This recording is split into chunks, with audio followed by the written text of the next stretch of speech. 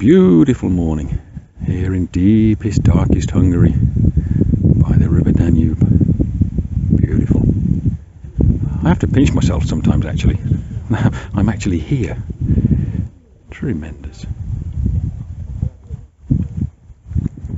So hello, my name is Andy. I am the Brit in Hungary, and today I is in Hungary. I'm at home. So, this is going to be a bit different. It's not going to be one of my usual sort of travel videos.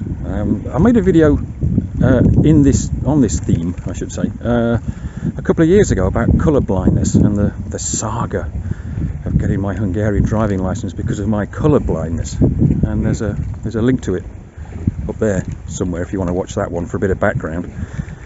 But I thought I'd sort of revisit the colour blindness thing because it's it's something I'm starting to feel quite strongly about.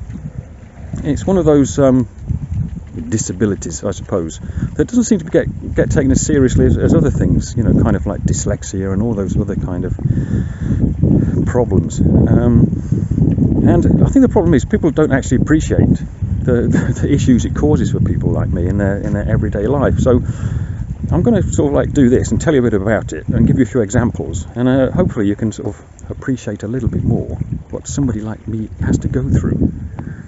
So the reason humans have such good colour perception is from, well, we're basically hunter-gatherers, and in the old days we had to forage for food and we had to know whether fruit was ripe and stuff like that.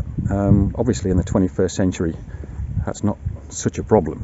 You know, we pretty much know when our fruit is ripe from the supermarket. Beautiful, fresh, crispy brown vegetables. So it wouldn't actually be a problem, but the 21st century, or the man-made world, has actually made it a bigger problem because of mankind's insistence on colour coding everything. So a problem that probably wouldn't be much of an issue at all is multiplied by about 1 million times.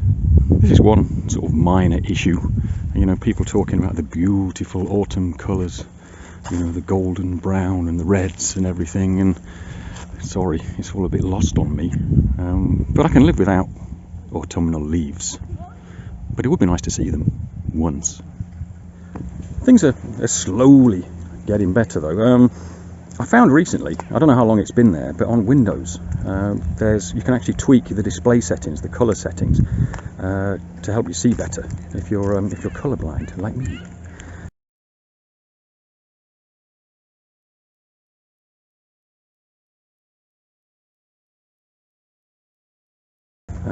So yeah, that's helped quite a lot actually. So thank you, Microsoft. Okay, there's sort of the autumnal colours, picking ripe fruit, etc. Not really an issue. But what I want to do, I want to give you a few real-world, everyday kind of examples of what it's like to not be able to see colours properly. Here's a couple of examples for starters. It'll probably make you laugh. Okay, so that's probably absolutely no problem at all for most of you. But imagine if I did this.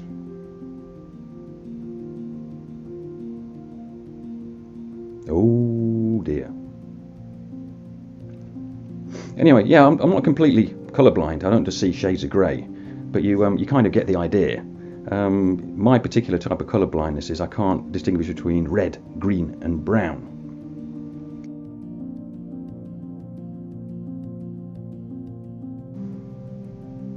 Yeah, that's easy, right? But what if I do this? Oh dear. Welcome to my world. I often think how funny it would be in the Matrix movie if the two pillars had been red and green and Neo was colourblind. That would have been awesome. That could have been a completely different story.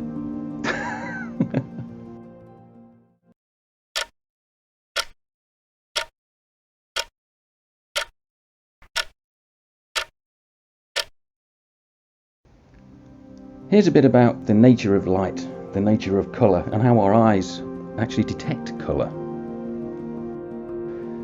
What we perceive as light is just a small section of the wider electromagnetic spectrum, and these particular wavelengths, they trigger particular responses in our eyes. So I imagine everyone knows how an eye works. So the light comes in, gets focused by the lens onto the retina, and the specialized photoreceptors that detect the light are found on the retina. They're called rods and cones. So the rods are there just to help you see in the dark, basically. They're very, very sensitive to low light levels. They're not as precise as the cones. They can't detect colour. It's kind of grayscale, black and white. But they're incredibly sensitive. And that's why when you go out in the dark, you can see motion and shadows, but you can't really see any detail. But you can see something. But that's the job that the rods are doing, and their limitations. I see everything. To save bandwidth and processing power in your brain, the rods are distributed around the edges of the retina. And that's why if you kind of look out the corner of your eye, you can see stuff, you can see motion, you can see shadows, but you can't see any detail. There's no point in being able to see detail out the corner of your eye. You only need to be able to detect motion and whether something's there. So all the main processing power is in the region that you're focusing on, and that's where the precision is, and that's where the optimum colour detection is. So this is the clever part. There's 3 different types of cones. There's one that detects red light or red frequencies, one that detects green light, and one that detects blue light. And they all react at different levels to different colours and different mixtures of frequencies of light. So each cone has a peak absorption for a particular colour or frequency of light, if you like. And it's kind of like an artist mixing paint on a palette. The different inputs from the 3 cones are sent to your brain, and from the 3 different inputs, the 3 different levels of activation of the cones, your brain assembles a colour. That's that's absolutely fine in most people.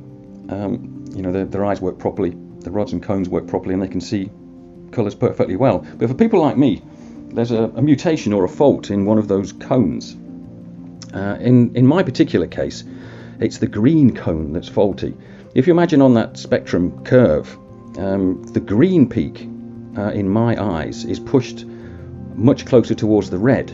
So when green light hits my green cone, my brain thinks it's red. And this is why I have such problems distinguishing between red, green and brown, because my brain has got them all jumbled up. So my particular problem with the faulty green cone is called a deuter anomaly. But there is a condition called deutanopia. It's where the green cone is completely absent altogether, and I cannot imagine what that's like, although it is incredibly rare. There's also protanopia, when the red cone is completely missing. And there's tritanopia, when the blue cone is completely missing. Again, they're all incredibly rare. Most people who are colourblind, they fall into what I've got, deuter anomaly, and also prota anomaly, which is when the red cone is faulty.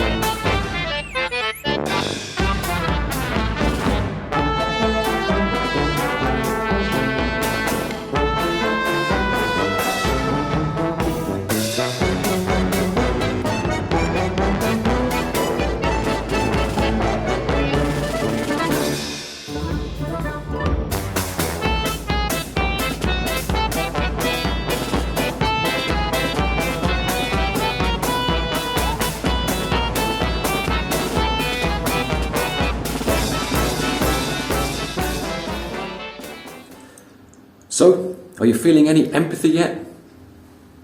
Well, it gets worse.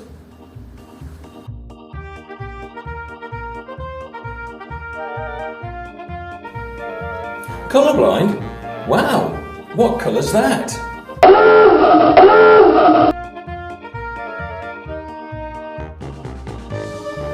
Colourblind? Wow, what colours can you see then?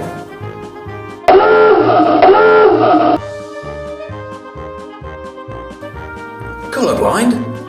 Should you be driving? What about traffic lights?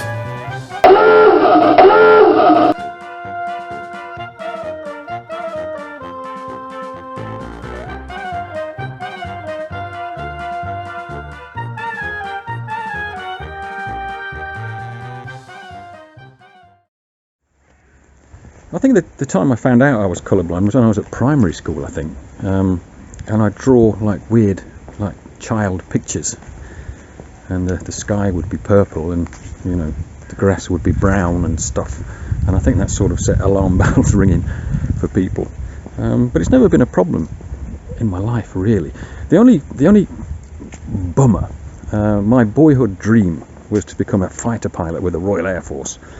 And I kind of knew I was pushing my luck, but when I did the initial assessment, I crashed and burned on the colour perception test, and I was devastated. But the RAF doctor was such a nice chap. He said, "Don't worry, son." He said, "You can still join the Royal Air Force." And I said, "Really?" And he said, "Yeah, you could be a chaplain or a cook." Oh dear, yeah. But I did, yeah. I can fly. I've got a pilot's license, but I don't fly as often as I'd like to.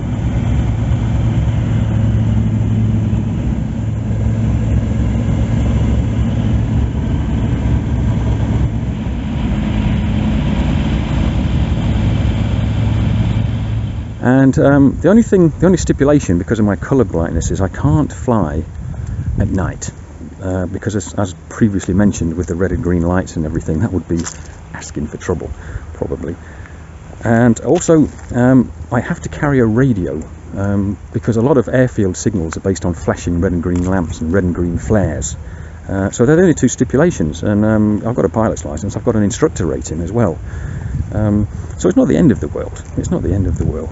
I mean, I was devastated about the Royal Air Force thing, but to be honest, I don't think I've got the right stuff. I've not got the right personality type, I don't think so. Yeah, I think I would have, if I'd passed the colourblindness test, I would have failed at some later point, I think.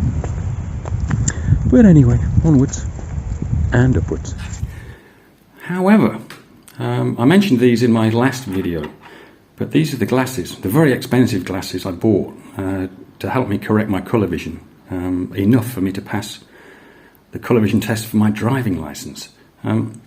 As you can see, it's a very strange colour, and wearing them is quite a strange experience, but it does actually help me distinguish the colours properly. I can see red and green, but not like you see them, obviously.